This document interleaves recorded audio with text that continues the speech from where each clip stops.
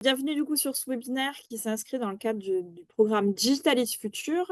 Digitalis Future, c'est un programme dédié à la transformation numérique des filières. Aujourd'hui, ça s'adresse sur la filière secteur public. C'est un programme déployé par Digital 113. Donc Digital 113, on est l'association des entreprises du numérique en Occitanie. Donc on regroupe un panel de professionnels du numérique, d'entreprises du numérique, de la TPO au grand groupe. Mais on accompagne aussi les écoles du numérique de la région. Et c'est un peu dans ce sens-là aussi qu'on organise ce webinaire-là, qui s'adresse principalement aux étudiants et futurs étudiants numériques, enfin des écoles numériques d'Occitanie. Tac. Donc aujourd'hui, on se retrouve pour un webinaire, comme je disais, voilà, qui adresse principalement les étudiants et futurs diplômés pour vous informer un petit peu sur les différents emplois que vous pourrez retrouver après vos études et notamment les emplois dans le secteur public auxquels on ne pense pas toujours. Donc l'idée de ce webinaire, c'est vraiment voilà, que les DSI de nos collectivités, de la région, de Toulouse Métropole, de Montpellier Métropole, vous présentent un peu voilà, les projets qu'ils portent au sein de leur collectivité en termes de projets numériques et qui vous parlent aussi voilà, des différentes offres d'emploi. À la fin, vous aurez la présentation des différents sites et offres d'emploi à venir sur le territoire dans nos collectivités. Donc, je ne me suis pas présentée. Donc, moi, je suis Angélique Randollet et je suis en charge du programme Digitalis Future pour Digital 113. Donc, je suis salariée de l'association Digital 113 et c'est dans le cadre de mon programme qu'on organise voilà, cet événement et ce webinaire. Je vais tout de suite donner la parole à notre premier intervenant qui serait sur l'introduction sur comment comprendre le fonctionnement d'une collectivité avec Benoît Dehaye. Ensuite, on enchaînera avec pourquoi travailler dans une DSI de collectivité avec Lynn Galli qui travaille pour Montpellier Métropole. Et enfin, vous aurez un zoom sur les différents projets numériques portés par les trois collectivités présentes aujourd'hui. Et un témoignage métier de Robin Ortiz, qui est chef de projet informatique au sein de Montpellier Métropole, qui vous présentera voilà, son métier, quelles sont ses différentes missions au sein de Montpellier Métropole. Et enfin, on terminera avec les opportunités d'emploi dans le secteur public, avec toutes les bonnes informations, les bons liens et les sites pour pouvoir identifier les différentes offres d'emploi et les différents aussi concours pour accéder à la fonction publique. Tout ça sera présenté par Benoît Chavrier. Je passe tout de suite la main pour l'introduction à Benoît Dehaye, CEO de la région Occitanie. Merci, bien bonjour à tout le monde. Ravi de vous accueillir aujourd'hui dans cet échange. Alors, en 5 minutes, et puis collègue Benoît Chabrier, hein, vous avez le droit à un Benoît C et un Benoît D aujourd'hui, pourra reprendre. Donc moi, je suis directeur, direction de l'information et du numérique du Conseil régional, effectivement, comme ça a été présenté. Alors, la fonction publique, très rapidement, pour bien comprendre, fonction publique, c'est trois grandes familles, trois grands corps de la fonction publique. La fonction publique d'État, les administrations, que ce soit administration centrale, donc plutôt parisienne, ou administration et services de l'État en région, notamment au niveau des préfectures, mais rectorat, voilà. La fonction publique hospitalière, comme son nom l'indique, on est dans le domaine là effectivement de la santé. Et puis enfin la fonction publique territoriale. Et par là, on va parler effectivement des fonctionnaires qui sont affectés mairie, intercommunalité, département, métropole bien sûr, et conseils régionaux. Donc qui ont la particularité, j'y reviendrai, de travailler aussi là en proximité avec les élus territoriaux. Aujourd'hui, en France, les chiffres de 2020, ça varie peu au global. Donc, vous voyez, un peu moins de 6 millions de personnes, 5,6. Et ce qui est important, voilà, vous avez un peu la répartition de ces grandes fonctions publiques. Donc, fonction publique d'État qui reste en nombre la plus importante, en nombre d'agents, mais une fonction publique territoriale également fortement représentée.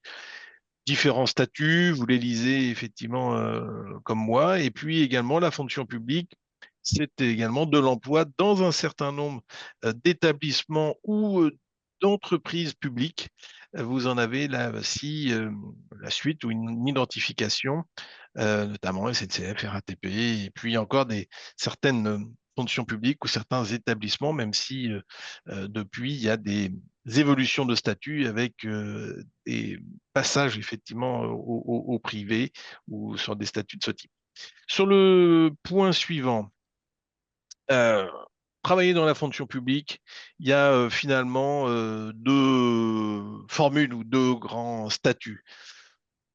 Qui dit fonction publique dit statutairement concours pour être titulaire, effectivement. Donc, concours de la fonction publique. Benoît, il reprendra, il reviendra par la suite. Mais effectivement, on rentre par la voie du concours et puis ensuite, on a un cheminement, effectivement, un déroulé de carrière avec ensuite, en fonction de son grade, soit une possibilité alors d'avancement à l'ancienneté, je vais dire comme dans le privé, soit des possibilités aussi de poursuivre et de présenter et de préparer en interne des concours qui vont effectivement permettre de progresser dans les différents grades et statuts. Et ce qui est intéressant également, c'est que il est possible tout au long de sa carrière de changer de fonction publique, donc de répondre par voie de mobilité, de détachement ou directement d'affectation, voilà, de recherche dans d'autres corps, dans d'autres fonctions publiques, de, euh, de découvrir un autre un monde ou un autre contexte de travail. Et ceci est également possible quand on est contractuel. Alors, contractuel, effectivement, principe du CDD, mais un CDD de droit public. Donc, on est contractuel soit sur des contrats de 1 an ou de 3 ans. 1 an, c'est généralement sur des situations de remplacement, un peu plus, d'une personne ou d'un agent titulaire, donc ou sur des cadres d'emploi effectivement plus courts. 3 ans, c'est-à-dire qu'on va être recruté sur un besoin dit permanent, un besoin pérenne pour lequel il n'y aurait pas eu de fonctionnaire titulaire de recruter. Et au bout de 2 contrats de 3 ans, donc 6 années, à exercer en qualité de contractuel sur même mission, même poste, le statut, le régime change et effectivement, on passe ensuite en CDI, donc contrat à durée indéterminée de droit public, qui, voilà, comme son nom l'indique, voilà, de durée indéterminée, on n'est plus soumis à ce régime des 3 ans. Et puis un déroulé de carrière, somme toute, assez équivalent à un fonctionnaire titulaire. Et puis, une autre forme de contrat, des contrats de projet où là, dans la construction, c'est effectivement, on est employé pour la réalisation d'un projet, d'une opération. Et là, le cadre définit que c'est une opération. Si c'est 3 ans, c'est 3 ans et que à la suite, effectivement, le contrat, une fois le projet achevé, le contrat se termine également. Bon. Donc, grand statut, assez malléable, très intéressant en termes de recrutement. Un sujet intéressant si rentrer dans la fonction publique, effectivement, répondre, être embauché en tant que contractuel, ça peut être aussi intéressant. Ça permet de découvrir de l'intérieur un fonctionnement, un cadre, et puis ensuite de préparer, de passer des concours et de devenir fonctionnaire titulaire. Pour les autres sujets, bon, très rapidement, à la suite, bah, effectivement, le sujet plus IT dans la fonction publique, il est important. Ce sont des cadres d'emploi bien particuliers. Ce sont des métiers qui sont 10 sous tension, sur lesquels donc la fonction publique ou les fonctions publiques aujourd'hui recrutent, recherchent beaucoup de profils, à la fois parce qu'il y a une pyramide des âges et un renouvellement de génération, et également parce que bah, le numérique, il est présent, il est de plus en plus présent et partout. C'est pas à vous que l'on va le dire. Et donc, voilà, dans les administrations comme près des acteurs privés, nos emplois sont effectivement importants. Si on les regarde juste après, on en a quelques illustrations de métiers. Alors, ces informations-là, si on peut passer à la page d'après, ces informations-là sont disponibles près du CNFPT, donc Centre national de la fonction publique territoriale, ou en tout cas des informations que vous pouvez retrouver auprès de Digital 113 également. Voilà, sur quelques missions aujourd'hui ou métiers particulièrement sous tension, les métiers de DSI, les métiers de responsable de production informatique, des métiers touchant à la sécurité du système d'information, donc des fonctions de RSSI ou d'acteurs effectivement en charge de l'entretien du design, avec des voilà, des effectifs, une population dans le monde du numérique et l'administration n'y fait hélas pas défaut extrêmement aussi un peu trop masculine. Donc, on encourage beaucoup les dames à venir et à s'intéresser aussi au métier de la fonction publique et de l'informatique en général. Si on passe sur la partie suivante également, voilà, vous verrez d'autres types de métiers, de missions. Vous pourrez regarder tout ceci à tête reposée. On embauche aussi également beaucoup de chefs de projet pour conduire effectivement des opérations. Et notre collègue là vous en détaillera en tout cas son expérience. Et puis là, plus récemment, enfin, les sujets autour du traitement de la donnée, data analyst, data scientist, et avec effectivement l'arrivée chez nous aussi de la même façon de l'IA en général, de l'IA générative en particulier, mission d'expertise ou développement sont également recherchés et appréciés. Voilà un petit peu pour ce rapide tour d'horizon de la fonction publique, de quelques métiers, puis je redévelopperai après sur quelques expériences. Parfait, merci beaucoup Benoît pour cette intro et pour poser les bases de fonctionnement de la fonction publique. Alors, si vous avez des questions, n'hésitez pas à les poser directement dans le chat. On pourra y répondre voilà, au fur et à mesure après les différentes interventions. Alors, je ne sais pas, est-ce que Lynn nous a rejoint pour la deuxième partie? Lynn Gali qui devait intervenir. Alors, je ne la vois plus connectée, elle a peut-être des problèmes de connexion.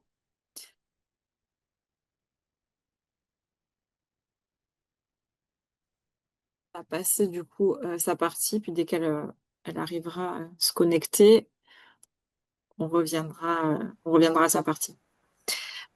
Du coup, on va passer directement sur les projets numériques concrets au sein des collectivités et je vais du coup Oui, laisser. Ah, bonjour, je viens de réussir à Amaline. me connecter. Excusez-moi, j'ai eu un Bon, c'est problème de bon, connexion. je retourne en arrière. Donc, merci Lynn de nous Ouais, avoir rejoints. désolée, hein, j'ai dû redémarrer le PC, enfin, j'arrivais pas, Ok, ça fonctionnait pas. c'est bon, Ok, tu avais compris. allez, donc on y va. Du coup, j'ai malheureusement, bonjour à tous, et j'ai malheureusement manqué à part quelques minutes de la présentation de Benoît, donc j'espère qu'il n'y aura pas trop de redondance. Et du coup, on passe à cette partie-là. Pourquoi travailler dans une DSI de collectivité? Hop.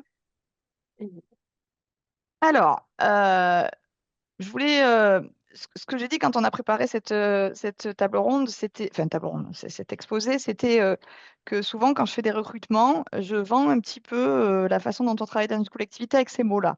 Alors je les ai repris et je vais vous les partager. On a 320 métiers exercés dans une ville et une métropole. Alors je ne me suis pas présentée, hein, je suis la DSI de la ville et de la métropole de Montpellier. Et donc, dans une ville et du métropole, on a énormément de métiers exercés. On a l'habitude de dire que presque tous les métiers se retrouvent dans ce cadre-là. Alors là, je les ai énumérés, je ne vais pas forcément tous les lire, mais ça va vraiment de l'état civil, la culture, les sports, les déchets, la voirie, la crèche, les écoles, la police, le développement économique, la solidarité, la relation aux usagers, le déchet, je l'ai dit deux fois, les mobilités, évidemment, pour ceux qui sont montpelliérains et qui prennent les transports, vous voyez toute la politique autour des transports qui est menée, le développement urbain, enfin, évidemment, comme partout, tous les domaines métiers qu'on va dire support, ressources, ça dépend comment on les appelle, que sont les RH, les finances, les moyens généraux et le patrimoine. Du coup, pour gérer tout ça, chez nous, on a 400 applicatifs métiers qui, j'ai mis, juste pour donner une petite idée, sur 600 machines virtuelles. Et moi, quand j'ai pris mes fonctions au 1er mars 2020, les deux premiers logiciels dont on m'a parlé qui m'ont un peu interpellée et que je cite, j'ai l'habitude de citer, c'est on a un logiciel, par exemple, pour gérer la tonte des pelouses. Et je me dis, mais qu'est-ce que c'est que ça? Eh bien, en fait, il faut savoir que aujourd'hui, la Fédération française de foot, si dans un stade comme celui de la Mosson, on n'a pas cette traçabilité de la tonte des pelouses, on ne peut pas recevoir des matchs de tel niveau. Alors, j'ai pas retenu le niveau, mais voilà. Et d'où la traçabilité et le logiciel qui va avec. Pour dire jusqu'où on peut aller, si, on a vraiment un logiciel qui gère la tonte des pelouses. Ou qui va gérer, par exemple, la prise des armes des policiers. Voilà ce qu'on peut retrouver. C'est juste un petit exemple. On va peut-être passer donc à la diapo d'après. On est sur des projets qui sont à très fort impact. Je sais que certains d'entre vous, par exemple, vont travailler dans des structures qui seront de taille beaucoup plus restreinte et on n'a pas du coup la même émulation. Montpellier, c'est la 7e ville de France, comme je l'ai dit, on a 300 000 habitants. La métropole, c'est 500 000 habitants. Les agences pour lesquelles on fait des outils métiers, c'est 8 000 agents. 4 000 sont équipés de PC. Donc, on est vraiment sur des dimensionnements qui vont toucher potentiellement, alors pas tout, hein, il y a des projets qu'on va faire pour 2 ou 3 usagers.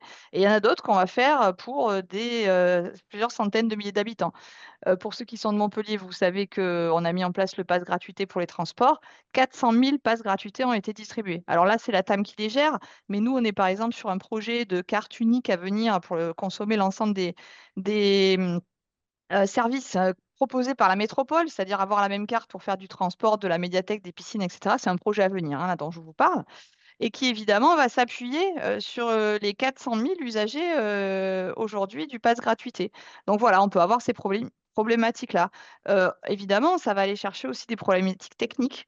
Par exemple, récemment, on vient d'ouvrir les inscriptions en centre de loisirs. On a dû travailler sur les performances parce qu'on peut avoir 600 connexions en 1 minute. Donc, il faut être capable derrière d'aller chercher, gérer les perfs, etc. Donc, c'est toujours très intéressant et dans un environnement un peu complexe. Et du coup, pour faire travailler tout ça, on a ce que j'appellerais de vraies grosses équipes IT de taille significative. Pour donner une idée, le pôle numérique et données que je pilote, c'est 115 personnes et 30 prestats externes à poste. Donc, on va exercer tous les métiers de la palette du numérique. Donc là, j'ai un petit peu rapidement décrit notre structure. Donc, on a, nous, un service sur la stratégie numérique qui va faire tout ce qui est qualité méthode utile, l'urbanisation, le numérique responsable, l'IA, etc. On a une partie sur la data, où on va retrouver les métiers du décisionnel, le SIG, l'open data. Le SI métier avec des chefs de projet, du développement, du maintien en conditions opérationnelles. Robin, tout à l'heure, vous fera un témoignage de ce qu'il fait dans cette équipe-là et vous verrez, il ne s'ennuie pas. Et puis, évidemment, les infras, pour ceux qui sont intéressés par ça, système, réseau, base de données télécom, mais aussi la relation usager avec la gestion du parc, le support et tout ce qui est innovation qui peut aller avec. Donc, l'intérêt d'avoir des équipes de cette taille-là, c'est qu'on va avoir une simulation entre professionnels. On n'est pas le seul ingé système dans son coin qui, quand il ne trouve pas une solution, doit se débrouiller tout seul. On a donc une émulation liée au fait que les tailles d'équipe sont significatives.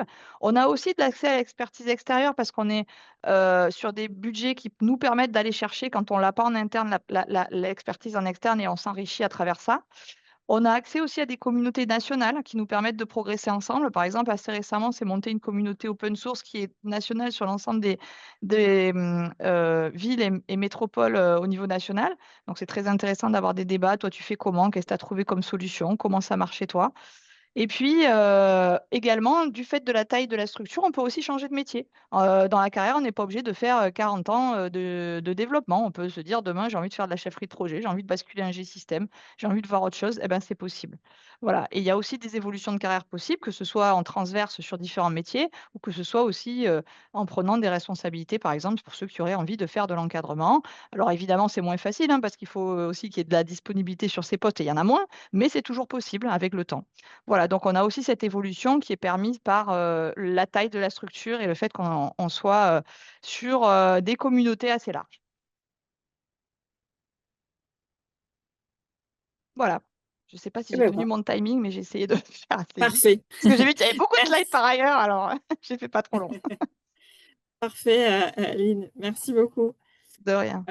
On enchaîne du coup avec Benoît Chabrier de Toulouse Métropole qui va nous présenter du coup un projet par exemple numérique porté au sein de Toulouse Métropole. Ouais.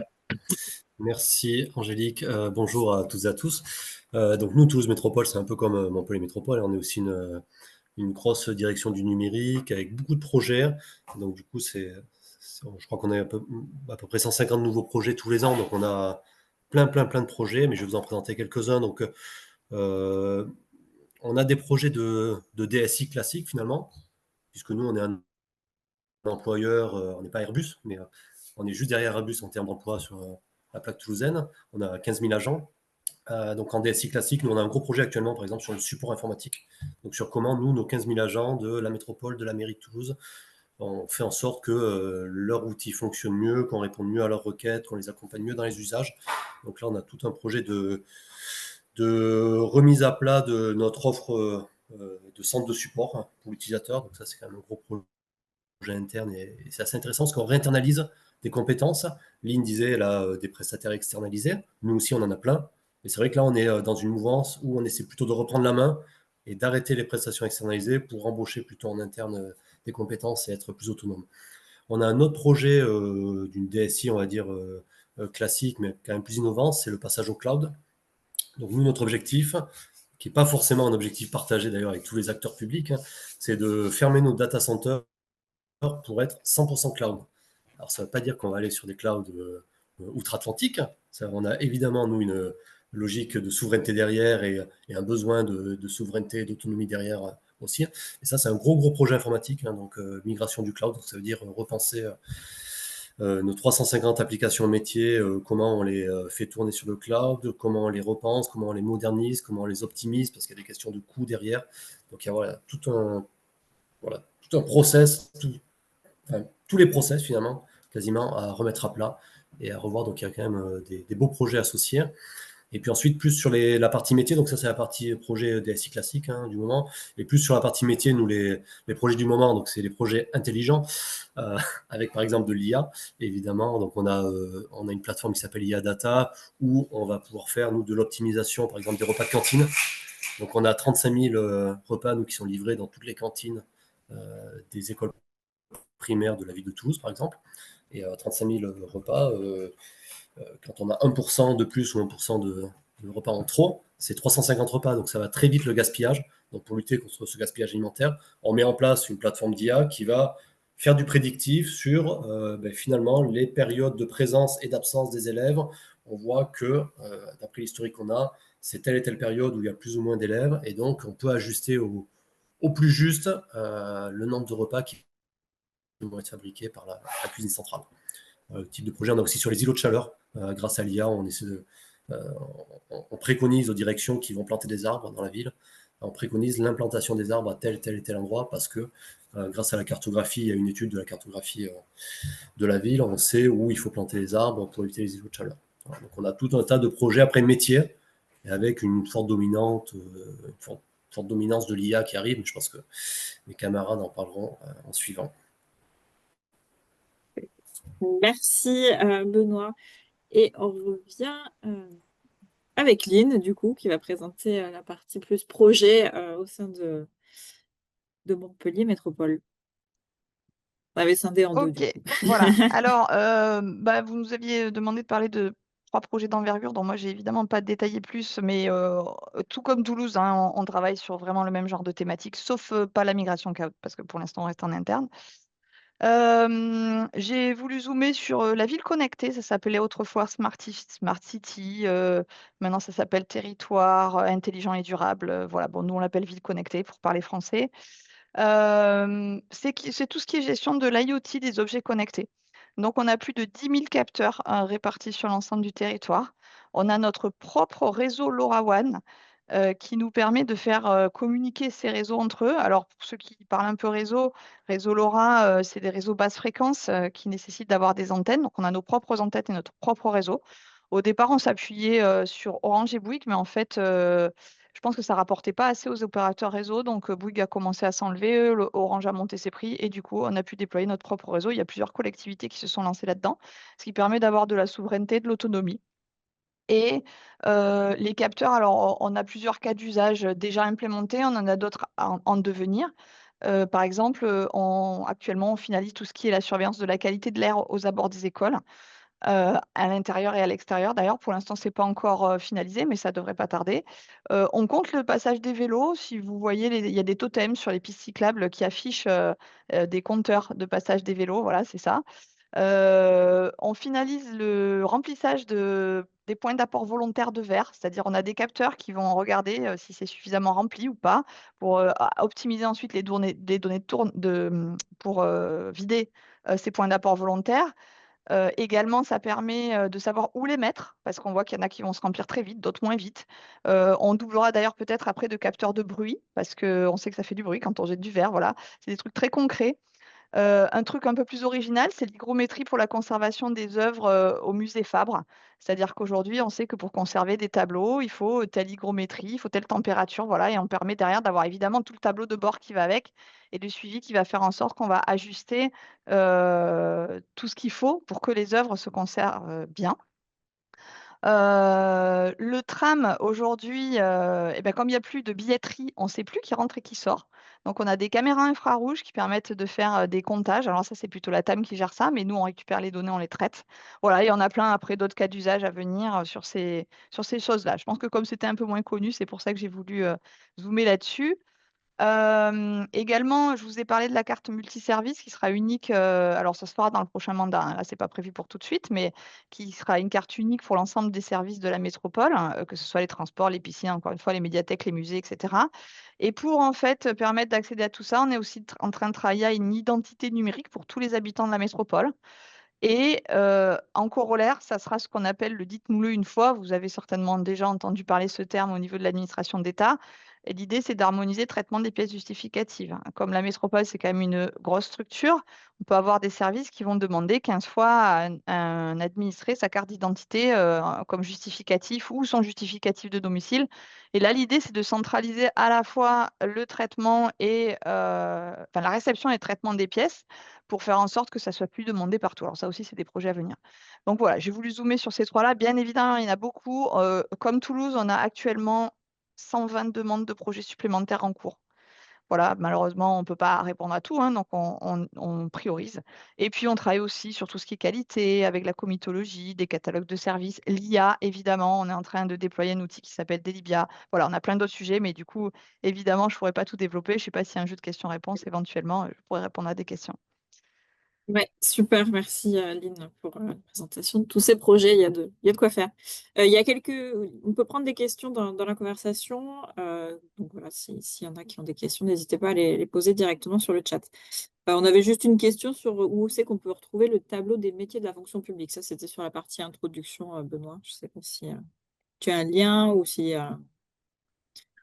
Oui, oui, ben on pourra effectivement Après, je pourrais partager la présentation, mais je ne sais pas s'il y a quelque le part où on peut remettre. retrouver, C'était à la fois des extraits d'analyse qui sont faits par le CNFPT, et puis on verra aussi, puisque au niveau de la direction générale de la fonction publique, c'est effectivement un suivi, tableau, métier sous tension, etc., etc. Pas de D'accord. problème.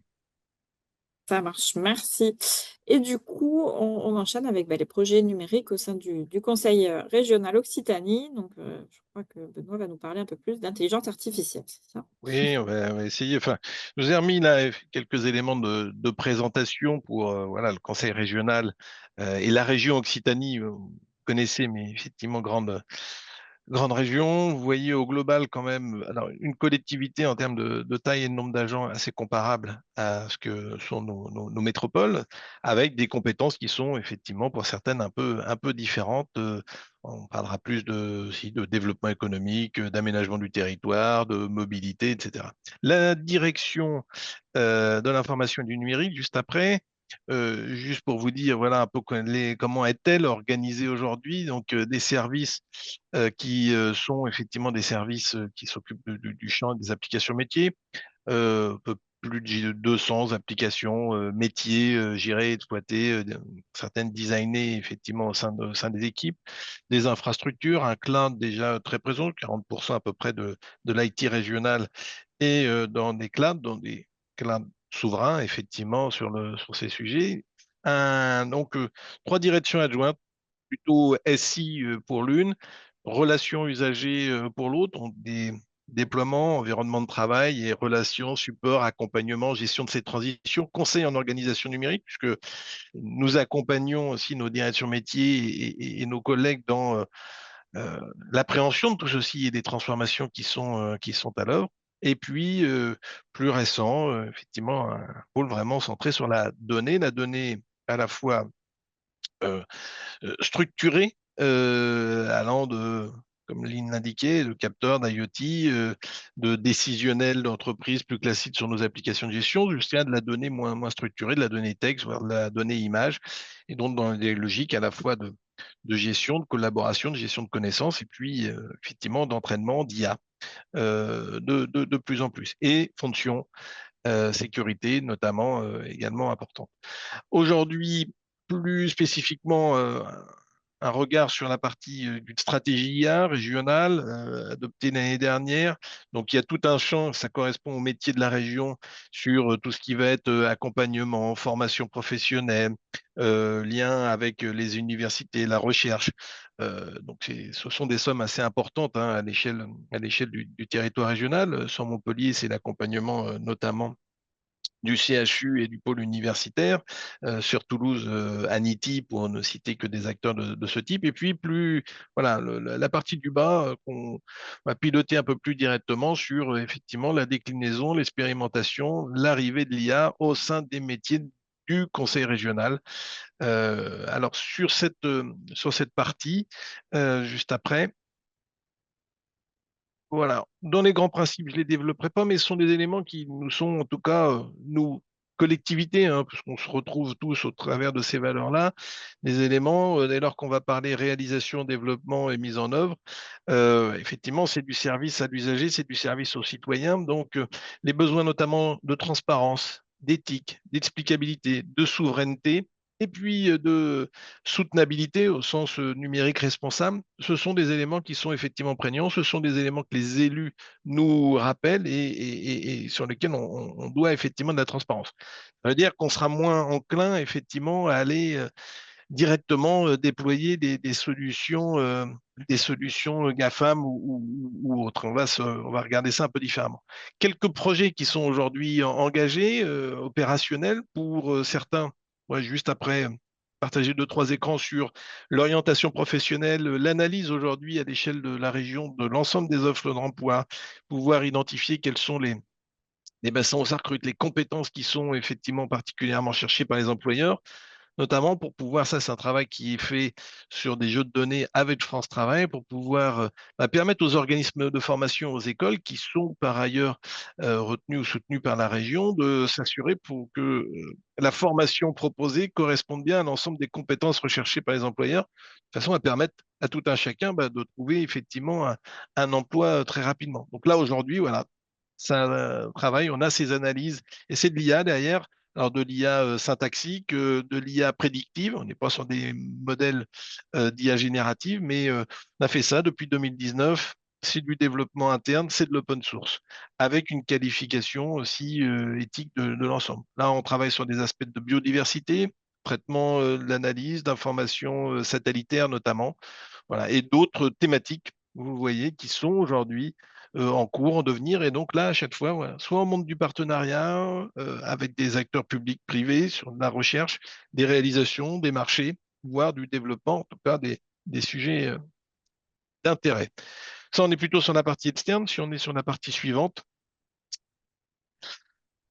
vous avez là un très rapide calendrier aujourd'hui dans l'équipe des actions qui sont engagées quand on parle IA au sein de la région, à la fois des actions en matière de gouvernance, ça va appeler, donc ce sont des collègues qui vont être plus aussi sur des aspects administratifs, qui vont se poser des questions sur la dimension juridique, sur les marchés, sur les droits de propriété intellectuelle, de travail et de déclinaison aussi sur nos chartes d'usage, donc très en lien aussi avec la CNIL, le RGPD, la protection des données.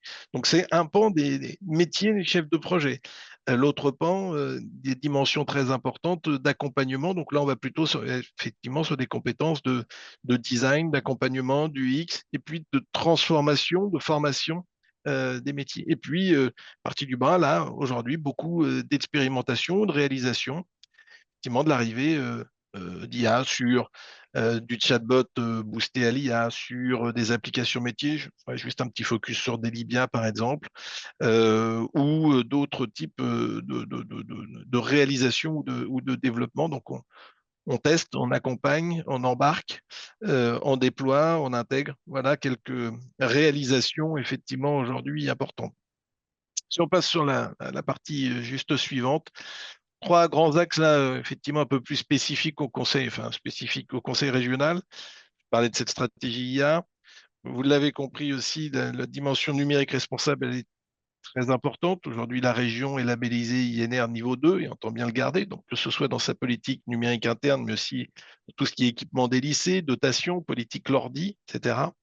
Et avec un axe fort de sortie, effectivement, d'une exposition encore trop important GAFAM. Donc, la région a déjà arrêté Office 365, par exemple, depuis 2023, est sur une intégration de solutions plus souveraines, par exemple, sur ces éléments-là, et anime toute une communauté aussi d'acteurs, d'autres collectivités, mais aussi d'entreprises, pour aller chercher effectivement et construire. Et c'est intéressant, sur le territoire régional, il y a des entreprises qui sont passées à la pointe en matière soit d'approche plus soit open source, en tout cas souveraine, sur ces usages. Et je terminerai juste par ça, sur la partie d'après.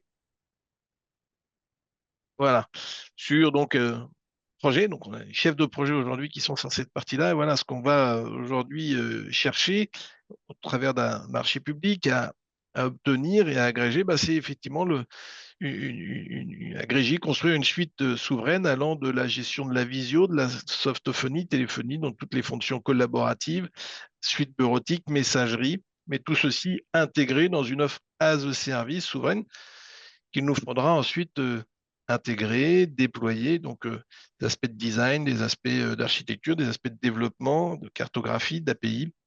Tout ceci sont effectivement autant d'éléments importants. Voilà un peu pour vous donner un très rapide aperçu de ce que l'on peut être amené à faire aujourd'hui, à designer, et qui sont aujourd'hui, tout ceci est réalisé en interne, en conduite de projet, en accompagnement. On ne fait pas de moins de recours, en tout cas à des cabinets extérieurs, mais beaucoup soit sur la dimension de la montée en compétences en interne. C'est pour ça aussi qu'on recrute et qu'on recrute des profils différents et d'où qu'on accompagne avec formation. Et aussi beaucoup collègues en ont un peu parlé, territoire régional, il est intéressant parce qu'on a beaucoup de collaboration entre nous. Donc, beaucoup de solidarité, de collaboration entre fonctions informatiques des différentes collectivités, y compris aussi un peu avec l'État, pour partager des réalisations, des expérimentations, acheter en commun, bref, designer et faire en commun. Voilà ce rapide tour d'horizon. On pourrait rentrer dans une présentation de produits, mais l'ordre du jour était riche et dense. C'est ça. L'idée, c'était d'avoir un petit survol, un panorama de tout ce qu'il peut y avoir. On voit que c'est riche. On ne pourra pas tout détailler aujourd'hui, sinon ça serait trop long. Merci beaucoup, en tout cas, Benoît, pour cette intervention. Et maintenant, on va vous partager le témoignage de Robin Ortiz, donc, qui est chef de projet informatique et développement au sein de Montpellier Métropole, qui va nous faire un petit témoignage sur son métier et puis aussi sur son parcours. Donc, Robin, je te donne la main du coup sur le passage des slides. Ok. Hop. Ok. Je fais un petit test. Ok, parfait. Donc, bonjour à tous. Donc, du coup, moi, je vais prendre 10 minutes pour vous parler un petit peu de moi, mon parcours, mon expérience. Donc, je vais commencer par me présenter. Donc, je m'appelle Robin, j'ai 28 ans et vous l'aurez compris, je travaille pour la fonction publique, pour la collectivité de Montpellier. J'occupe des fonctions de chef de projet informatique et développement. En gros, je suis développeur, mais pas que, et c'est ce que je vais essayer de vous présenter aujourd'hui. Mais à la base, c'était pas si évident que ça, et je vais vous expliquer vraiment les raisons qui ont fait que j'ai choisi spécifiquement et volontairement la fonction publique pour commencer ma carrière professionnelle. Pour ça, il faut que je vous raconte un petit peu mon histoire, donc je vais essayer d'aller vite. Mais l'idée, c'est que quand j'étais au lycée, que j'ai passé mon bac, alors, je sais plus si ça se fait toujours, mais au lycée, on nous demande de choisir une option. Donc, il y a SVT, maths, etc. Et moi, j'avais choisi ISN. C'est une initiation à l'informatique. Et avant ça, je savais absolument pas ce que je voulais faire plus tard. Et avec cette initiation à l'informatique, on commence à faire des premiers bouts de code, des premiers bouts de script, etc. Et là, j'ai eu un coup de cœur direct pour l'informatique et je me suis dit, waouh, c'est génial, j'adore développer, j'adore créer des choses. Pourquoi ne pas s'orienter vers ça? Donc, à la sortie du bac, je me suis dit, bon, l'objectif, c'est de faire un bac plus 5 et avoir un master et pouvoir travailler plus tard dans l'informatique. Donc, à partir de là, je pars sur une licence à la faculté des sciences de Montpellier. Et là, très vite, je me rends compte que la faculté des sciences, ça marche pas très bien, c'est pas assez cadré, ça me correspond pas assez. Surtout qu'en même temps, je commence à avoir un job d'étudiant au McDo et là, pour la première fois de sa vie, on touche un salaire. Donc, on est tout de suite plus tenté à aller gagner de l'argent plutôt qu'à faire ses études. Mais très vite, au bout de quelques mois, je me recentre et je me dis, bon, l'objectif, c'est vraiment d'avoir un master, il faut penser à plus tard, etc. Mais il y a deux choses qui sont primordiales. C'est qu'il faut absolument que j'apprenne des théories, donc j'ai besoin d'aller à l'école, mais il y a quelque chose que je ne veux absolument pas outrepasser, c'est le fait de vraiment pratiquer. J'ai besoin de travailler et j'ai besoin aussi d'avoir un salaire. Et pour ça, il y a l'équilibre parfait, la combinaison parfaite et c'est l'alternance. C'est vraiment, je vous le conseille à tous, c'est vraiment génial et ça nous permet d'avoir un avantage concurrentiel énorme lors des entretiens d'embauche et même d'un point de vue compétence, on est beaucoup plus compétent parce qu'on a des compétences théoriques et pratiques lorsqu'on commence notre travail. Et donc, je me suis orienté d'abord sur un BTS SEO qui va de bac à bac plus 2 et de bac plus 2 à bac plus 5. J'ai effectué ma formation au CESI. Et donc, à l'issue de ces 5 années, j'ai été diplômé d'un titre de master en système d'information. Donc, vous l'aurez compris, pendant 5 ans, j'ai été alternant. Et pour vous raconter un petit peu mon histoire dans la logique, je vais vous dire, j'étais alternant pour déjà… hop, hop, hop, ça fonctionne pas. Avec le clic, Ouais, une fois, deux fois. Les petites flèches en bas à gauche. Non? Ah, c'est ça. ok. Du coup, j'ai été alternant pour le ministère de la Justice. Et le ministère de la Justice, c'est déjà la fonction publique. Et là, très vite, ça m'a permis de déterminer plusieurs choses. D'abord, au cours de mes 2 premières années, j'étais administrateur système réseau. Donc, en gros, je faisais du ticketing, je résolvais des tickets, etc. Et plus tard, j'ai été chef de projet pour le ministère de la Justice. Mais en gros, quand je travaillais déjà pour le ministère de la Justice et la fonction publique, je me suis dit, OK, la fonction publique, c'est génial parce que ça ouvre un terrain de jeu énorme pour les jeunes comme moi qui sont motivés, qui ont l'énergie, des compétences. Et surtout, ce que j'ai remarqué dans la fonction publique, c'est que je trouvais qu'ils étaient un peu en retard technologiquement parlant sur certains points. Et je me suis dit, OK, s'orienter vers le secteur public et offrir toutes nos compétences et notre énergie, c'est peut-être la solution pour leur proposer des outils vraiment géniaux et qui pourraient vraiment apporter une vraie valeur ajoutée. Et donc, sur des initiatives personnelles, j'ai développé un premier logiciel qui s'appelait Malia à l'époque. Euh, L'idée, c'était qu'on gérait plus de 10 000 postes. Et en gros, quand on a 10 000 postes, on passe son temps à changer ses postes tous les 4 ans pour avoir toujours un parc informatique à jour. Et du coup, Malia, c'était un petit logiciel qu'on utilisait pour faire la copie de toutes les données. Donc, on allait sur l'ancien poste, on lançait Malia, on copiait toutes les données, donc répertoire, fond d'écran, paramètres, etc., etc. Et ensuite, on branchait le nouveau poste, on allumait Malia et Malia réimportait toutes les données. Pourquoi je vous dis ça? Parce que ça, c'est à ce moment-là que je me suis dit, en fait, c'est exactement ce que je veux faire plus tard, c'est-à-dire apporter des solutions vraiment innovantes et répondre vraiment à un besoin que je peux ressentir moi au quotidien avec les personnes que je rencontre. Et donc, à l'issue de ces 5 années en apprentissage, je venais d'être diplômé et il fallait que je trouve un travail. Et là, je me suis pris une page blanche et je me suis noté tous les points que je voulais absolument. Donc, d'abord, je voulais absolument travailler à Montpellier. Ça, c'était pour des questions personnelles. J'ai toute ma famille ici, j'ai toujours été ici. Je voulais absolument rester à Montpellier. Ensuite, il me fallait absolument un travail où je pouvais mettre en œuvre toutes mes idées, mes compétences et un travail où je pourrais être créatif, innovant et vraiment contribuer à des projets significatifs et voir l'impact de mon travail, voir que mes logiciels, mes développements sont utilisés. Et ça, ça répondait exactement à toutes les propositions que m'offrait la ville de Montpellier. En plus de ça, je voulais un salaire compétitif. Et pour vous donner un ordre d'idée, on pourrait croire forcément que la fonction publique, ce n'est pas la meilleure solution pour gagner un salaire plutôt raisonnable. Mais ce n'est pas forcément vrai. La petite anecdote, c'est que sur ma dernière année de master, on était environ 30 élèves. Et sur les 30 élèves, je suis le seul à être parti en fonction publique. Mais parmi les 30 élèves, je suis dans le top 3 des mieux payés. Donc on n'est pas forcément non plus trop à rougir du privé. Dernière petite chose qui est très importante, et c'est pour ça aussi que j'ai choisi la fonction publique, c'est que quand vous êtes dans le secteur privé, vous n'avez qu'une obsession, qu'un objectif, c'est faire du chiffre d'affaires, faire du bénéfice. Mais quand vous êtes dans la fonction publique, votre objectif, la raison pour laquelle vous levez le matin, c'est pour rendre un service, c'est pour offrir à la population des outils de qualité. On n'est pas à la recherche d'un chiffre d'affaires là, on est en recherche de vraiment d'un service. Et donc, en novembre 2022, donc il y a maintenant à peu près 2 ans, j'intègre le pôle numérique et données de la métropole de Montpellier et plus précisément l'unité projet développement. Et donc, dans cette unité projet développement, mon rôle tous les jours, mon quotidien, je vais vous l'expliquer. En fait, il est génial, c'est que, comme vous l'a dit Lynn en début de présentation, on a environ 320 métiers différents. Donc, ça peut être la culture, ça peut être les ressources humaines, ça peut être les écoles, l'éducation, etc. Et en fait, si n'importe quel de ses métiers, de ses services, de ses pôles a besoin d'un développement spécifique, d'un besoin précis en fonction de son travail au quotidien, il vient nous solliciter, il vient me solliciter à l'unité projet développement et il nous dit voilà, je rencontre une difficulté, j'aimerais bien avoir un logiciel qui permet de faire ça, ça ou ça. Et moi, mon rôle, c'est de créer ce logiciel de A à Z, de le penser avec eux, de le concevoir, de le coder et ensuite de les accompagner dans la mise en place de ce logiciel et ensuite de passer à un autre développement, etc., etc., etc. Donc, du coup, ça se passe très simplement. C'est que je vous donne un exemple basique parce que c'est quelque chose qui est arrivé. C'est par exemple le service de l'éducation des écoles vient me voir en me disant ben voilà, en fait, en chaque début d'année scolaire, on a un budget attribué à chaque école qui va être le budget et l'enveloppe qu'on va pouvoir dépenser pour cette école. Et cette école, à chaque fois, nous saisit en nous disant voilà, on aimerait acheter des papiers, du stylo, etc. pour l'école, pour les écoles primaires, maternelles, etc. Et l'idée, ça serait juste de pouvoir recenser, bon ben voilà, j'ai gaspillé de temps pour acheter du papier, j'ai utilisé de temps pour acheter des stylos, etc. Et avoir un espèce d'historique en ayant marqué toutes les dépenses qu'ils ont déjà réalisées et l'argent qui reste, un peu comme votre compte bancaire, mais pour chaque école spécifique. Et donc, moi, mon rôle, ça a été d'abord d'aller voir le métier, donc d'aller bien comprendre leur souhait, leur objectif. Et puis ensuite, je suis allé développer l'application de A à Z en mode agile, donc c'est-à-dire qu'en fait, on faisait des sprints réguliers à chaque fois pour voir que ça correspondait bien à ce qu'ils souhaitaient, etc.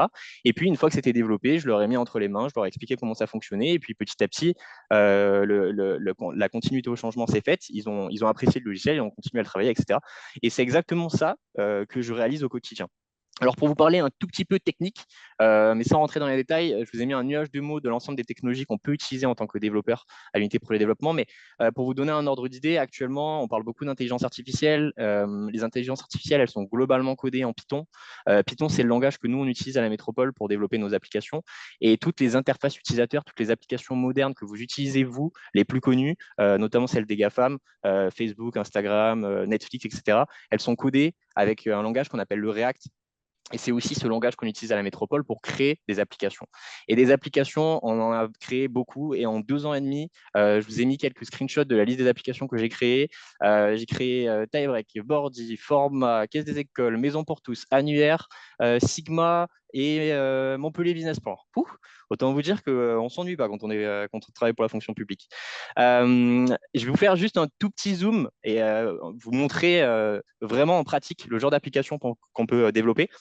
Vous savez, tout à l'heure, je vous disais, pour la caisse des écoles, pour les écoles, j'ai créé un logiciel qui permet de recenser les budgets, un peu comme votre compte en banque, mais pour chaque école. Ça, c'est le screenshot de l'application, donc je ne vais pas vous la montrer parce que le timing est assez serré. Mais par contre, ça peut être d'une application assez simple en termes de fonctionnalité, comme celle que je viens de vous présenter, que très complexe en termes de fonctionnalité, comme celle que je vais vous montrer là. Donc ça, c'est Forma. Je vais essayer de prendre la main sur Tuck. On peut arrêter le partage, peut-être. Oui, c'est bon. Hop. Toc. Est-ce que vous voyez mon écran? Non. OK. Toc. Hop, là, ça devrait pas tarder. Toc. Là.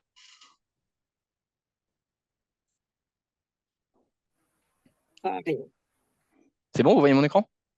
Pas encore. Ça y est, c'est bon. Ok, super. Alors, l'application que je vous montre, elle s'appelle Forma. L'idée, c'est assez complexe, mais je vais le résumer très rapidement. C'est un créateur de formulaire. Si je devais vous la comparer avec ce qui existe actuellement, c'est Google Forms ou Microsoft Forms.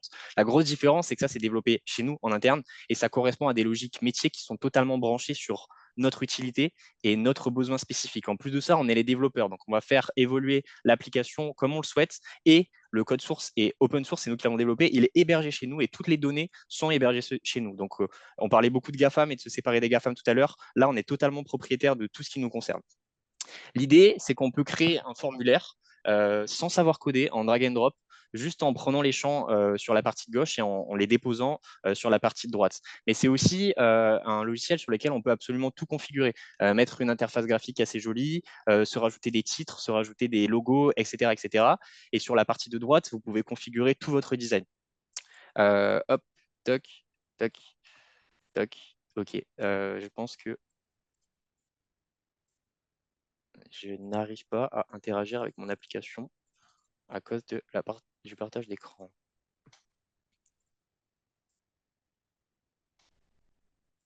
Ok.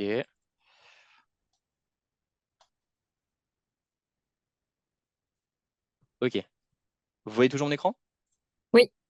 Ok, super. Bon, je ne vais pas trop rentrer dans les détails, mais c'est pour montrer vraiment une application métier. Et si je prends là en direct et je vous fais une démonstration, hop. Donc l'idée là, c'est que je suis en train de créer un prototype de formulaire en temps réel, en drag and drop, sans savoir coder. Et très vite, en fait, je peux l'ouvrir à l'extérieur et vous permettre de pouvoir y répondre. En fait, l'application est totalement branchée en temps réel. On peut travailler à plusieurs, etc.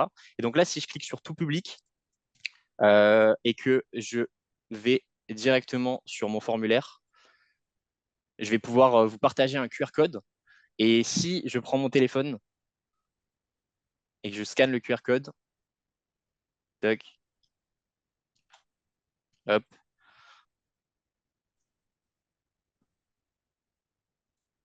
parfait. Et donc, j'arrive directement sur un formulaire avec mon téléphone. Et là, donc ça charge un petit peu à l'écran, mais là, je suis sur la partie données parce qu'évidemment, quand on crée des formulaires, on veut recueillir les données, c'est le plus important. Et ça, c'était très important parce que ça nous permet de remplacer tous les fichiers Excel qui étaient à droite à gauche et que tout le monde pouvait utiliser parce que l'application là, on peut l'utiliser tous et en même temps.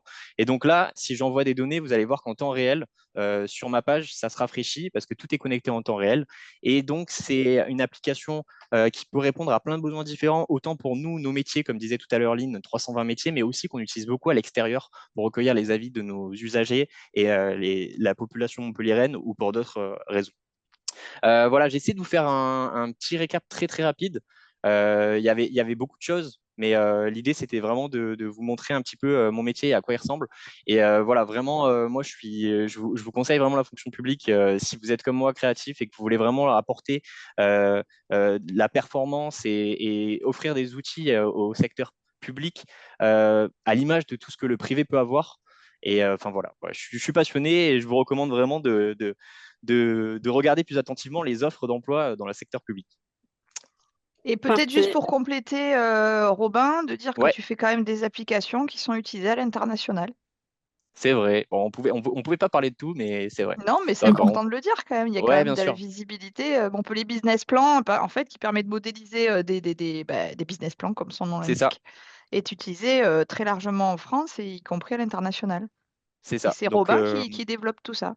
exactement. Donc là, on a beaucoup d'applications. Je ne suis pas rentré dans le détail, mais effectivement, on a une grosse application qui est Montpellier Business Plan, qui va d'ailleurs sortir là dans pas très longtemps, qu'on a totalement refaite et qui fonctionne à l'international avec plus de 80 000 comptes annuels. On en a d'autres qui fonctionnent aussi à l'international, notamment Tiebreak récemment, etc. Mais voilà, ça peut aller. En fait, ce qui est passionnant, c'est que c'est jamais les mêmes besoins, en fait. Et chaque fois, je développe des outils sur mesure en fonction de métiers différents. Et ça, c'est génial parce que c'est pas routinier. Et voilà. Et en plus de ça, je ne fais pas que du code. Je suis pas enfermé dans mon bureau que à développer. Parce que comme je vous ai dit, je suis beaucoup en contact avec le métier pour comprendre ce qu'ils veulent. Ensuite, une fois que j'ai développé, je les accompagne dans l'accompagnement de l'outil qu'on a créé, etc. Et vraiment, on part d'une page blanche et on crée un outil de A à Z qui est apprécié, utilisé, etc. Et ça, c'est vraiment génial. Merci Robin, super pour ton témoignage.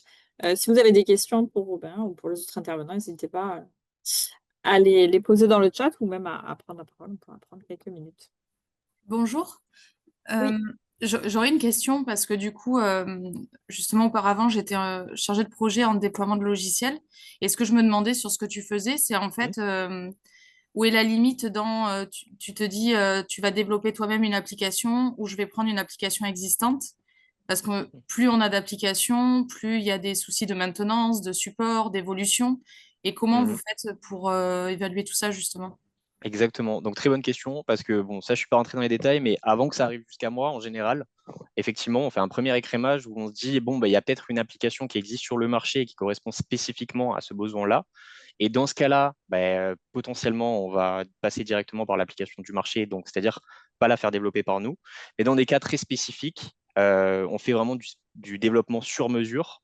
Ou alors, quand on regarde plus précisément le point de vue l'enveloppe budgétaire et qu'on veut vraiment faire des économies d'échelle. Mais dans la plupart du temps, si on peut le faire développer en interne, on le fera développer en interne parce qu'on va être totalement mettre du code source. On va pouvoir vraiment faire sur mesure en fonction de notre besoin, le faire évoluer, que tout le code soit chez nous, tout soit hébergé chez nous, etc. Mais évidemment, comme on peut le voir, on a énormément de demandes, énormément de projets, donc on ne peut pas faire ça tout le temps non plus. Et donc, voilà, il y a un juste milieu à trouver entre tout ça. Mais effectivement, c'est un point à prendre en compte. On ne peut pas tout développer en interne. Si on était plus nombreux, peut-être, mais voilà. Alors, merci. Une autre question ou on passe à la suite? Allez, merci beaucoup, Romain. On enchaîne avec la dernière partie qui sont les opportunités d'emploi dans le secteur public. Donc, Benoît va nous parler un peu plus enfin, voilà, des différents salaires, du recrutement, etc., et des différents concours. Et puis, des différents sites aussi, on peut retrouver toutes les informations sur les offres du secteur public. Je te laisse la main, Benoît. Ouais, merci. Oui, donc déjà peut-être une synthèse. En fait, on voit que tous nos métiers qu'on présente, ce que fait Robin, ce qu'on a présenté avant, en fait, on peut faire pareil dans une grosse boîte privée, en fin de compte. Hein. La seule différence, c'est qu'effectivement, nous, ce qu'on fait, c'est ce que Robin a dit. Hein. On le fait pour une raison précise, c'est pour le service public, c'est pour les citoyens, c'est pour une action publique, c'est pour rendre service aux citoyens qui lui-même paye nos salaires quand même et paye des impôts pour ça. Voilà, faut pas oublier pourquoi on est là. Et en fin de compte, on voit bien que si vous bossez dans la fonction publique, vous pouvez bosser dans la vie du citoyen, dans chaque étape de sa vie. Vous allez bosser à la naissance, à l'hôpital, quand vous allez faire l'acte de déclaration à la naissance, c'est à la mairie. Vous allez bosser au niveau de l'éducation. L'éducation nationale, c'est 1 million d'agents publics, hein, donc c'est une grosse machine. La formation professionnelle, par exemple, ça va être plutôt le conseil régional. Le travail, ça va être plutôt France Travail. Les transports, ça va être plutôt SNCF, conseil régional, les loisirs, la culture, les sports, l'urbanisme, l'eau, l'air, le bruit, les déchets, la sécurité, la santé. En fin de compte, voilà, il y a vraiment, vous vous rendez peut-être pas compte de tout ça, mais effectivement, dès lors que vous mettez le pied en dehors de chez vous, la fonction publique est partout. Alors après, là où c'est compliqué, c'est qu'on a des collectivités, l'État, des opérateurs qui sont ni l'un ni l'autre. Bon, c'est un peu compliqué, mais c'est pas très grave parce que si vous mettez le pied dedans, comme Robin a dit, lui, il est arrivé au ministère de la Justice. En fait, quand vous mettez le pied dedans, vous avez une multitude d'opportunités qui vont s'ouvrir déjà à l'intérieur du ministère ou de la collectivité. Et surtout, vous allez pouvoir bouger de collectivité, collectivité État, entre collectivités, aller à l'hôpital. Enfin, voilà. L'essentiel, c'est de faire le premier pas et de mettre le pied dedans. Donc, vous avez, pour expliquer un peu comment ça marche la fonction publique, on a différentes catégories d'emploi. Catégorie A, donc catégorie A, c'est les cadres, donc c'est les ingénieurs. Donc avec un niveau Bac plus 5 dans les collectivités, Bac plus 3 à l'État. Et puis ensuite, vous avez catégorie B, c'est les techniciens, donc plutôt niveau Bac, Bac plus 2, Bac plus 3. Et catégorie C, on n'en a pas beaucoup, en tout cas nous, dans le numérique, on n'en a quasiment plus. Si on va sur la suite. Donc en gros, si vous êtes sur un Bac plus 2, vous êtes plutôt technicien, et si vous êtes sur des niveaux Bac plus 5, vous êtes plutôt ingénieur, donc catégorie A. Donc comment vous rentrez dans la fonction publique? Benoît Dehaye en a parlé un peu. Il y a le concours ou le contrat. Le concours, on va regarder le détail. La suivante. Donc en général, il y a 3 voies de concours.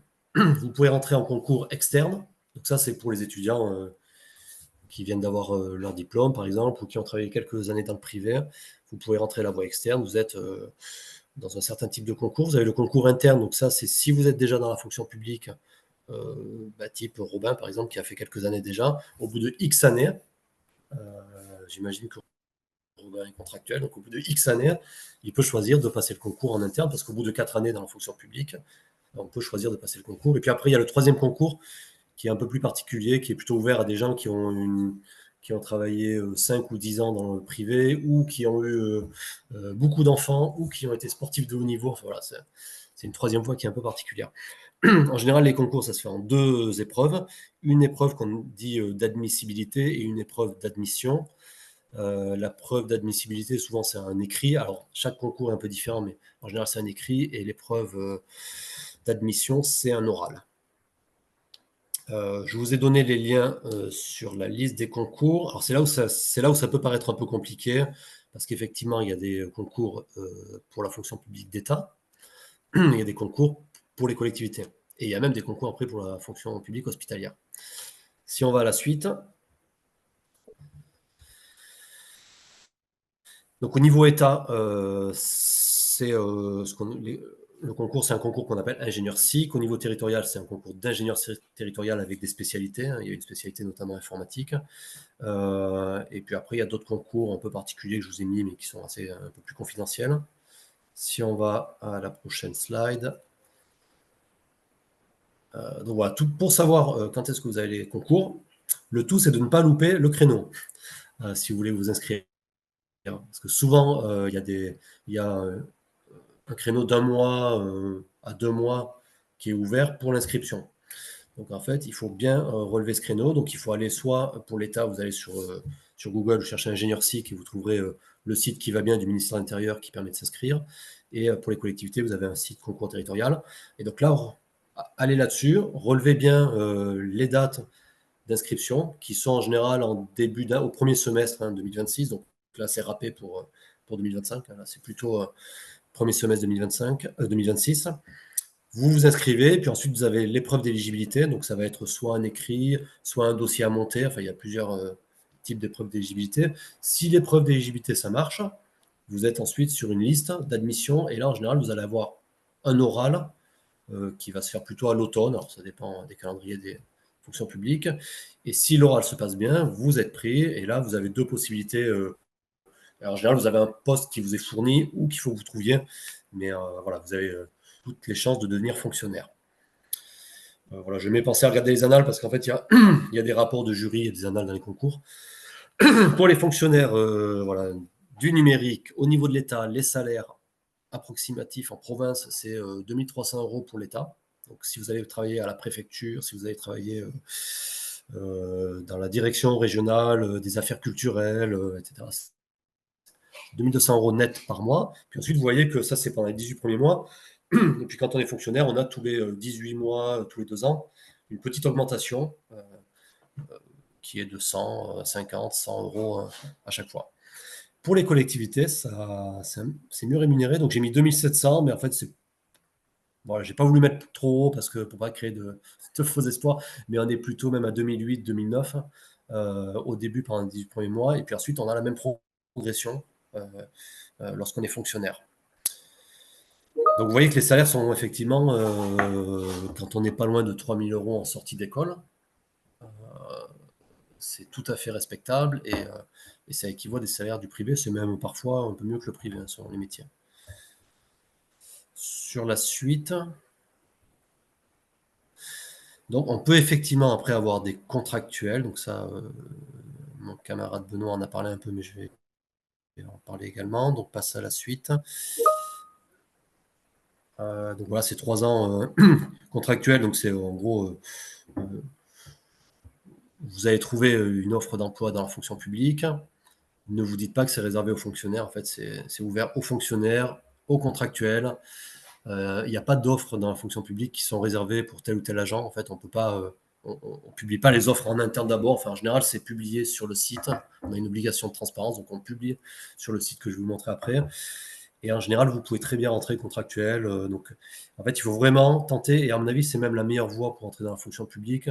C'est d'abord postuler à une offre, être contractuel. Et puis ensuite, si ça vous plaît, si vous voyez que vous avez envie de prendre le statut de fonctionnaire, qui a quand même quelques avantages, on n'en a pas parlé, mais il y a quand même des avantages, notamment l'évolution de carrière, le fait qu'on puisse bouger d'un poste à l'autre, d'un ministère à l'autre, d'un territoire à l'autre, le fait qu'on ait la sécurité de l'emploi, donc c'est quand même aussi un avantage. Donc oui, mon conseil, je pense, c'est plutôt de passer par la phase contractuelle. Alors, vous pouvez tenter les concours aussi, mais les concours, comme je vous ai dit, il ne faut pas louper le créneau. Donc là, le prochain, c'est 2026. Donc c'est plutôt pour des prises de poste fin 2026, début 2027. Donc c'est vrai que si d'ici là, vous ne voulez pas attendre, vous pouvez très bien être contractuel. Et contractuel, c'est 6 ans max. Et au bout de 6 ans, en général, si ça se passe bien, on va vous passer en CDI. Le positif, c'est qu'on peut en théorie, négocier son salaire. Alors ça, c'est en théorie. En réalité, vous allez vite vous retrouver dans les grilles que je vous ai montré sur la slide d'avant. Le point négatif, c'est que c'est quand même plus compliqué quand on est contractuel de changer d'administration. Si moi, j'étais contractuel à la mairie de Toulouse, je ne vais pas pouvoir demain aller travailler pour le ministère de l'Agriculture ou travailler pour une autre collectivité. Donc voilà, on n'a quand même pas tout à fait les mêmes avantages. Et puis, c'est un peu plus compliqué après dans l'évolution du salaire. Donc, c'est bien de rentrer contractuel et puis peut-être après de normaliser ça avec un statut de fonctionnaire. Et ensuite, qu'est-ce qu'on a? Donc voilà, le site qui va vous permettre de chercher des offres d'emploi. Ça s'appelle, alors c'est pas très, choisir le service public.gouv.fr. Donc vous tapez dans votre moteur de recherche préféré, choisir le service public, et vous tomberez sur ce site. Et alors j'ai regardé aujourd'hui, on a 87 offres, par exemple, d'ingénieurs de catégorie A dans le secteur du numérique sur la région d'Occitanie. Donc en fait, vous voyez qu'il y a il y a des dizaines en fait d'offres d'emploi. Nous, au niveau de Toulouse, on va en publier une bonne quinzaine dans la semaine prochaine, je pense. Aussi bien des techniciens de support informatique que des ingénieurs sur le support informatique, que des ingénieurs sur de la gestion de logiciels métiers. Qu'est-ce qu'on va publier d'autre? Enfin voilà, on a pas mal d'offres qu'on va publier. Donc il faut vraiment aller sur ce site, regarder ce qu'il y a, et puis ne pas hésiter à postuler, même sans avoir le concours finalement, parce que nous, ce qu'on recherche, c'est pas forcément des statuts, etc. Nous, on recherche des gens compétents, et c'est vrai que c'est parfois difficile à trouver dans les gens qui ont concours, parce qu'il y a très peu de gens qui ont concours. Donc, des jeunes qui sortent d'école avec plein d'idées, plein de motivation comme Robin, nous, on est vraiment preneurs, et on les prend en contractuel sans problème. Et y aller régulièrement, du coup, est-ce qu'il y a des offres qui arrivent de façon assez régulière? Là, en ce moment, il y en a 90. Moi, si j'en rajoute 15 de la semaine prochaine, on en aura 95 ou 100. Oui. Oui, c'est régulier. En fait, il y a vraiment une multitude d'administrations qui vont. Donc, il y a nous, collectivités, et puis après, on n'a pas conscience, mais il y a tous les labos de recherche, par exemple, qui vont publier des offres. Donc, l'INRIA, par exemple, sur tout ce qui est recherche agroalimentaire. On a des écoles d'ingénieurs qui vont publier des offres. On a Météo France, par exemple, sur la plaque toulousaine, qui publie beaucoup d'offres. On n'a pas conscience, mais on a le siège de Météo France. On a les douanes aussi, qui est un gros employeur, nous, à Toulouse aussi. Enfin, vous voyez, c'est l'objet aussi de ce séminaire, c'est que les étudiants, c'est vrai que quand on fait des études dans l'informatique, les télécoms, on n'a pas conscience qu'on peut avoir un débouché forcément dans le public, puisqu'on a beaucoup d'intervenants extérieurs qui sont du privé, on a les stages, c'est dans le privé, et puis on est plutôt voué à aller dans le privé. Mais en réalité, il y a beaucoup d'offres aussi dans le public, et des métiers super intéressants.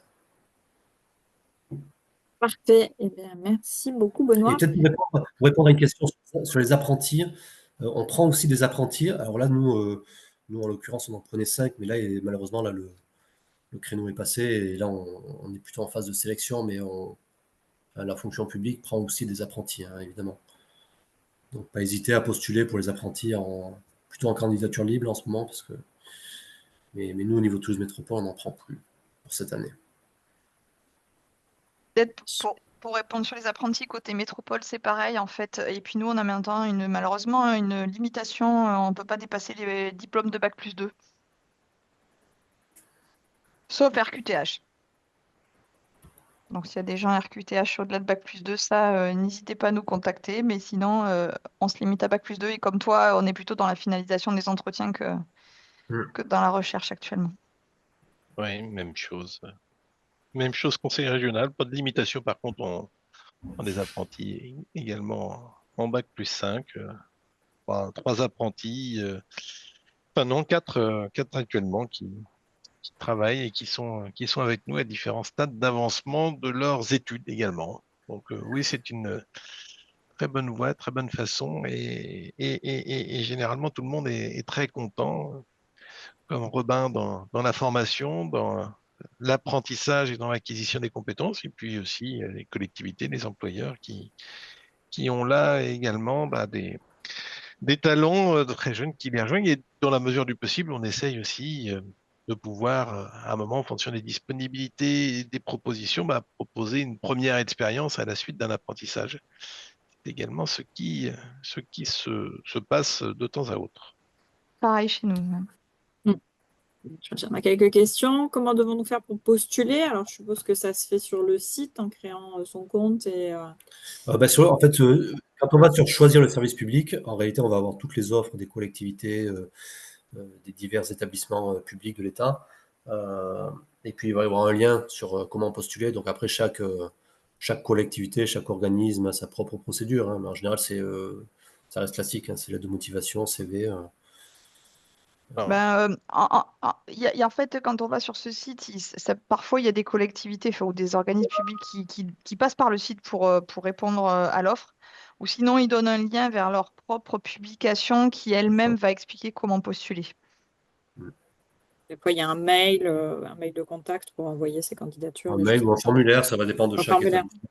Plutôt D'accord. un site, plutôt une adresse Ouais, où on va trouver en fait l'offre.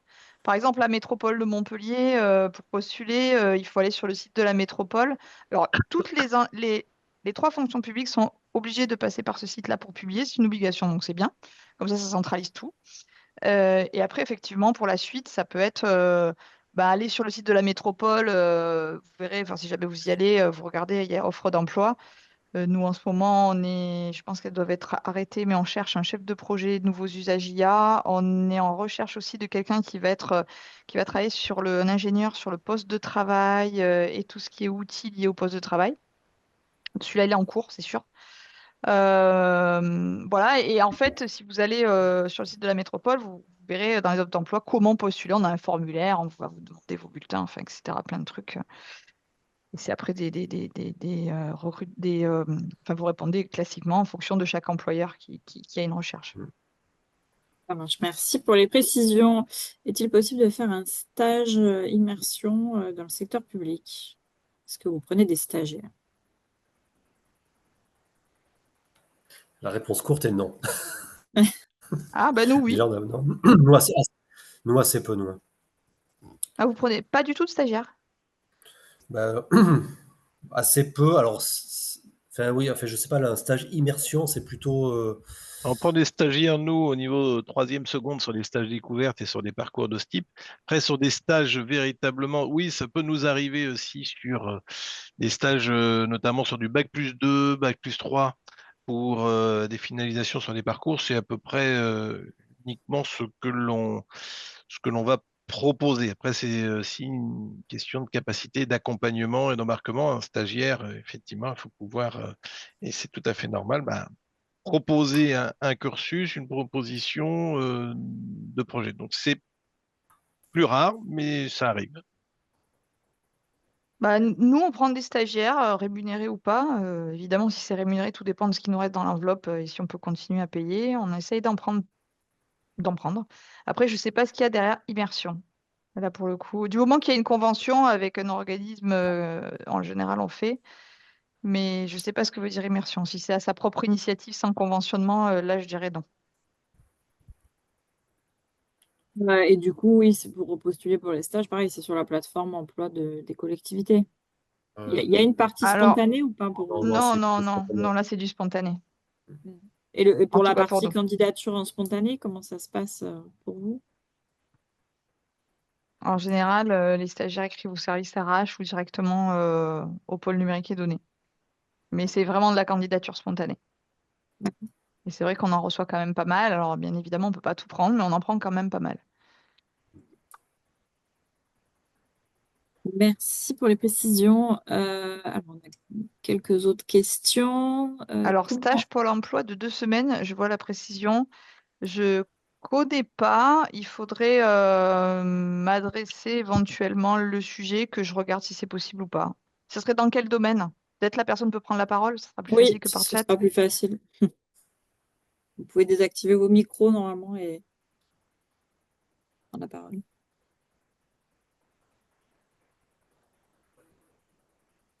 Non. Non. Et on avait comment postuler en alternance, en reconversion, RQTH? Oui, bonjour. Oui. Est-ce qu'on m'entend? Parce que je Oui. sais Oui, pas c'est bon. qui s'est posé la question. Donc, en fait, je suis conseillère à France Travail. Et c'est vrai que pour permettre d'orienter les candidats vers des lieux de période d'immersion, alors immersion, c'est stage conventionné, bien entendu. Ça peut être d'une semaine, 2 semaines pour découvrir un métier ou confirmer un projet professionnel aussi.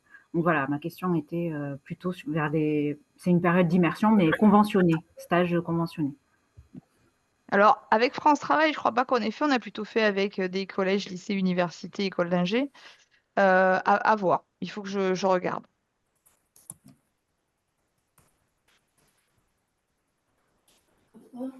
Ça marche.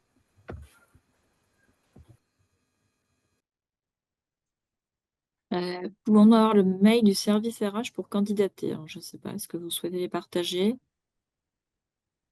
Alors, ça serait pour candidater quoi? Sur un stage, sur un...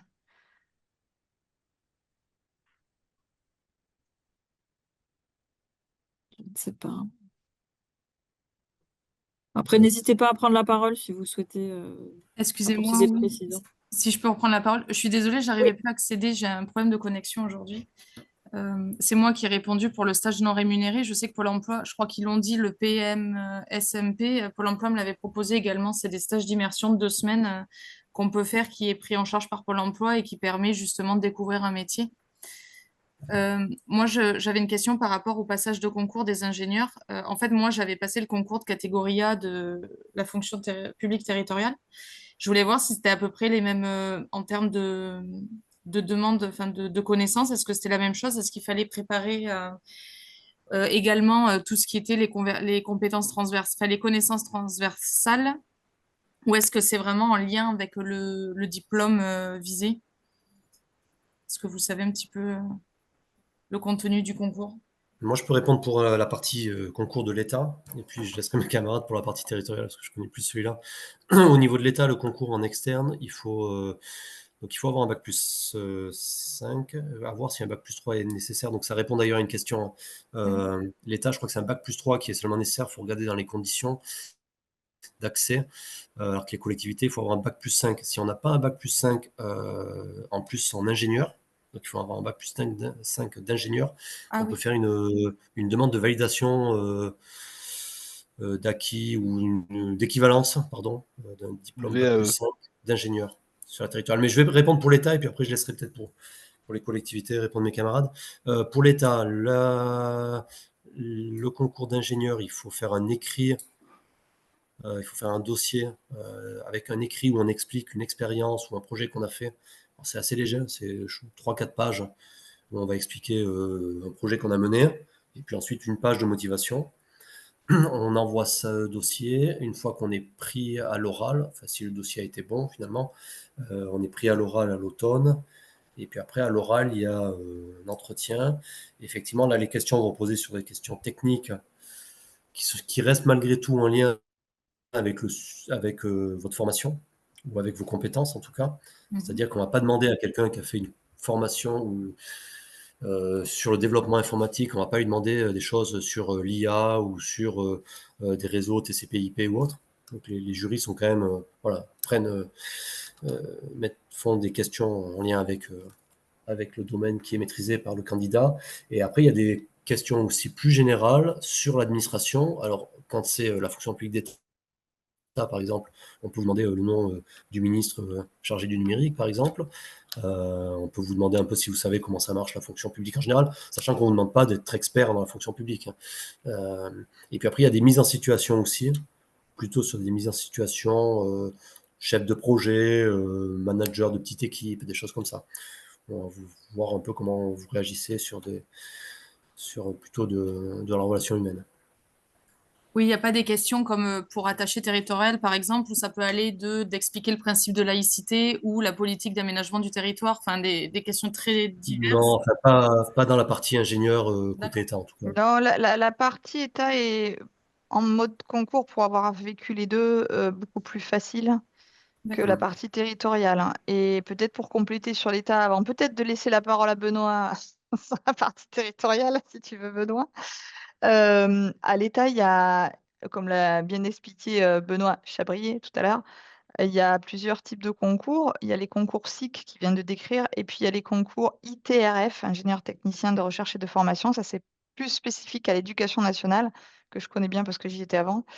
Et là, pour le coup, les concours, franchement, ne sont pas complexes. C'est-à-dire que vous avez l'admissibilité, ça consiste, entre guillemets, uniquement à faire un rapport d'activité. Alors, ça dépend les niveaux. Il y a des recrutements à bac plus 3, ça s'appelle ingénieur d'études. Des recrutements à bac plus 5, ça s'appelle ingénieur de recherche. Et vous allez faire un rapport d'activité. En général, bah, quand vous postulez, on vous explique ces 2 pages, ces 3 pages, on vous donne les règles du jeu. Voilà. Et si ce rapport qui est vu par un jury national considère que votre rapport est correct, vous allez aller à l'oral. Ça, c'est le jury d'admissibilité il est national. Par contre, ensuite, vous postulez sur des postes spécifiquement. C'est-à-dire que vous regardez les offres d'emploi, il y a un poste au rectorat de l'Académie de Montpellier. Vous postulez sur celui-ci qui a sa propre fiche de poste et vous allez à l'oral pour cet emploi-là. Et là, on va vous poser des questions à la fois sur votre parcours. Donc, l'oral, ça consiste pendant 5 ou 10 minutes en fonction du concours que vous passez à exposer votre parcours professionnel. C'est finalement un peu la même chose que l'écrit, mais dit oralement de façon synthétique. Et ensuite, il y a un enchaînement de questions-réponses qui portera évidemment à la fois sur l'exposé que vous avez fait, mais également sur l'adéquation forcément avec le poste qui est recruté. Et si jamais vous souhaitez postuler à Toulouse, à Montpellier, à Lille et à Paris, eh bien, vous ferez 4 fois les oraux parce que à chaque fois, l'oral se fait sur un poste spécifiquement. Donc, ça ne marche pas du tout pareil dans la fonction publique territoriale. Je ne sais pas si Benoît Dehé, tu veux parler des concours dans la fonction publique territoriale? Enfin, ça fonctionne pas du tout pareil, mais c'est pas non plus c'est pas non plus complètement effectivement différent. Les grands mécanismes restent les mêmes. À la fois effectivement, enfin, vous l'avez indiqué, l'inscription sur les phases d'examen, et effectivement en fonction de la spécialité, un écrit qui va permettre effectivement de développer autour, enfin, et de faire état au travers d'un sujet, d'une composition, d'un examen sur ce qui va être voilà, le métier informatique, métier numérique. Donc, fait appel à la fois à des connaissances générales puis à des connaissances plus détaillées et qui sera suivi en effet voilà, l'accessibilité d'un oral et ensuite pour pouvoir être nommé, pour pouvoir effectivement être affecté, c'est ensuite la réponse. C'est ce que t'indiquais, Lynn, à des offres d'emploi publiées par des collectivités pour lesquelles il va y avoir une sélection, un jury, somme toute classique. Et en effet, enfin, dans la fonction publique et sur des recrutements, quand même pas, on l'a rappelé, mais peut-être pas de façon aussi précise. Quand même, la façon privilégiée pour travailler dans la fonction publique, c'est effectivement le statut de fonctionnaire. Donc, dans des examens, dans des jurys, à des moments où nous avons à examiner plusieurs candidatures, la candidature d'un fonctionnaire titulaire ou d'un futur fonctionnaire, quelqu'un qui a obtenu le bénéfice d'un concours et qui chercherait sa première affectation, sa première nomination, sera à profil ou à compétence effectivement équivalente, privilégié, mis en tête de liste par rapport à des profils de contractuels. En tout cas, c'est comme ça dans nos fonctions RH, c'est comme ça que ça se passe effectivement au niveau de la région. Le- Je crois que j'ai vu sur Internet que c'est niveau bac+5 ingénieur ou SIC, enfin a priori, même si on ne fait pas une école d'ingénieur, mais qu'on a un Ah niveau oui, master, alors c'est après, sur accessible. des formations de master, bac+5, sur des formations de ce type, équivalent bac+5, niveau ingénieur, oui, oui, bien sûr, c'est pas D'accord. que l'école d'ingénieur, Mais en effet. technique quand même. Bien Oui, sûr. admin 6, Euh, enfin, Voilà. ce type de formation, quoi. L'âge, Si vous des faites un master formations, des en diplômes de ce type. géographie, ça ne marchera pas. Ou Ça va alors, Oui, pas marcher, non. il faudra faire il y a une phase de validation. Je oui, vais être parce pour que... ma part aussi un peu contraint et obligé de vous abandonner. D'accord. Mais on Pas est pour un- arrivé, je crois, au bout de ce webinaire. En vous remerciant en tout cas et en souhaitant eh bien prochainement pouvoir vous accueillir chez nous. Et bonne Voilà, chance pour vos Merci. recherches d'emploi, du coup. merci en tout Merci. cas à nos intervenants, merci aux participants. On va pouvoir clôturer ce webinaire. Si tous les intervenants sont OK, je pourrais diffuser les slides à ceux qui le souhaitent. Vous pouvez me faire la demande directement par mail. Normalement, vous avez reçu un rappel de ma part, donc n'hésitez pas à me demander si vous souhaitez recevoir les slides. Dans tous les cas, il y aura aussi un replay de ce webinaire que vous pourrez repartager ou regarder si besoin. Bonne Euh, journée. Bonne journée à tous.